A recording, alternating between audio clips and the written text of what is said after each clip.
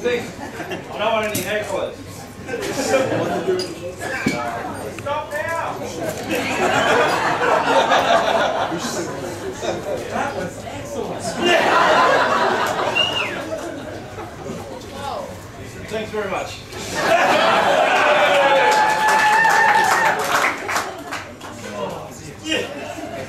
Well, I don't know about you, but I just love wedding speeches. Especially if someone else has taken it. There you go. I was so excited when Josh told me that he was going to give a speech at this wedding that I've had nightmares for the last 6 months. I remember an uncle of mine, he was up the front of church one week and he was taking a sermon and he said public speaking was like the best laxative he'd ever taken. And I've got a feeling that wedding speeches are the same. I don't know what's wrong with my bladder today, but I reckon it'll be better in about 2 minutes.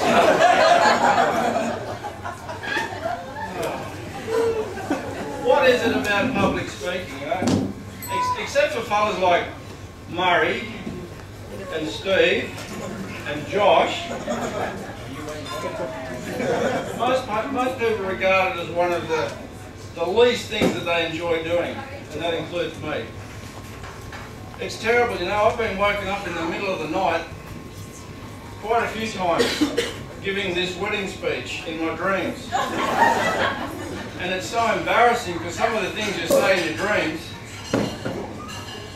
Have you ever done that? One example, I'll just give you one. I remember saying, we stayed with Steve and Jackie at some Rangers meetings some time back, and I never realised how musical Steve was. I don't know where he hides his instrument, but boy can he play it. We had tears in our eyes, especially when he played the last post.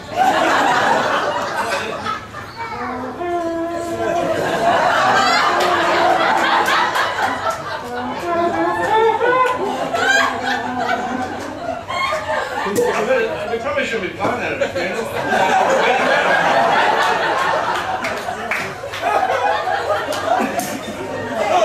It must have had something to do with a high five of Veggie Diver on that weekend. How embarrassing. He thinks you're saying something like that at a wedding. Thank goodness it was only a dream. Well, I originally wrote a speech of about 7 pages, and then Karen said to me, there's to be no mention of wind in any of your speech. So I'm sorry, Cliff, I've only got this 1 page left. But firstly, I should like to thank Steve and Jackie for inviting us to the wedding today, and for all their generous hospitality, and for giving us front row seats at the party today, at the reception.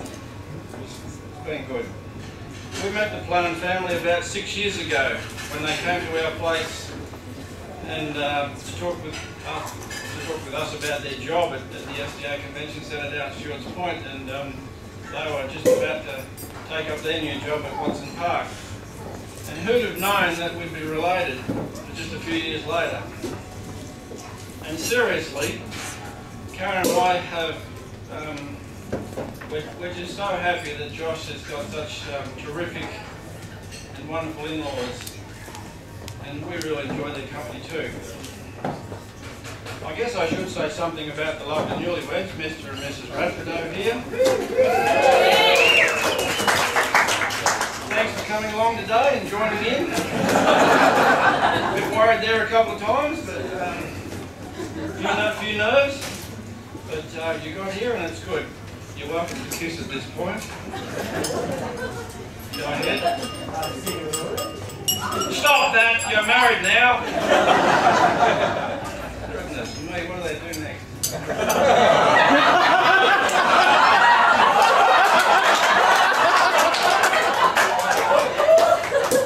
should think about what I say.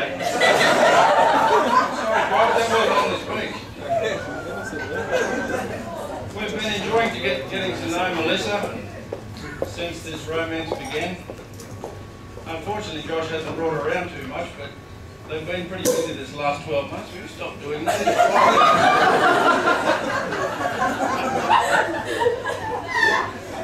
When Josh was born, he was hoping for, when Josh was born, Karen was hoping for a daughter. And when Caleb was born, Karen was hoping for a daughter. And Ben was born, you know. How does everyone got one?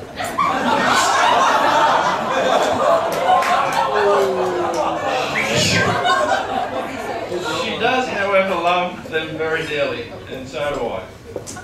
Liz, we're really happy to welcome you into our family, and especially to our first beautiful daughter. Yep.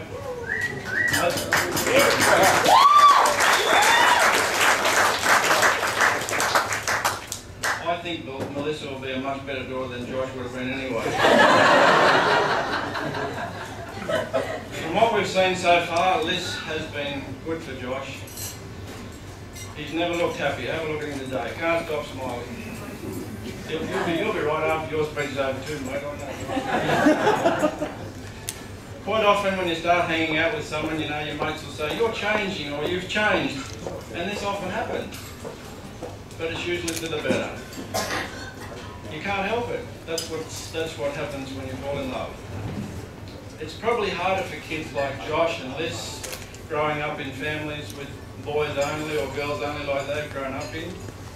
I remember Josh as a boy, he'd be sitting at the table and Karen would put something nicely on for him to eat. And he would often say something like, "This looks good. Good boy, Mum." Quite only family, see? I guess boys learn from their mothers and girls from their fathers. Our boys knew from a very young age the role of a wife or a mother. Josh must have been 6 or 7 and Caleb was about 4 or 5 and Ben was about 3, and I came home from work one day and as I walked from the shed through the garden towards the house, I noticed the boys had dug a good sized hole right in the middle of the pathway. They'd covered it with branches and leaves and they were hiding around behind the orange tree. And so I pretended like a good dad to almost fall in the hole. And then I turned to the boys and I said, "What are you doing?" And Josh came out and says, "We're making a trap to catch something." And I said, "So what are you going to catch? What do you want to catch?" And then Caleb in his little deep voice says, "We're going to catch a woman."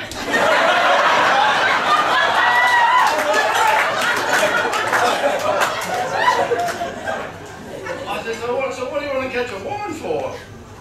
And Caleb then he decided, no, I don't want one, Dad. And straight away Josh said, "You're going to have to make your own sandwiches."